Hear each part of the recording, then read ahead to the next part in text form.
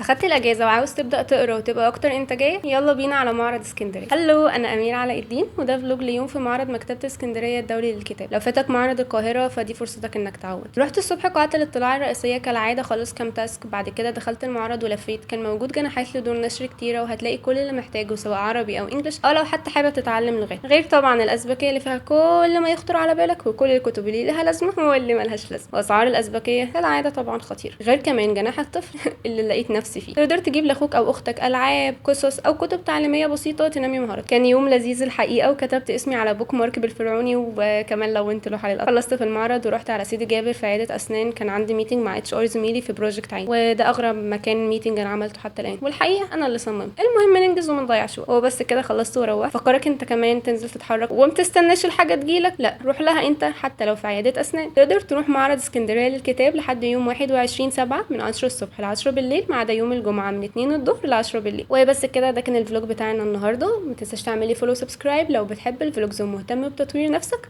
وما تنساش تصلي على النبي.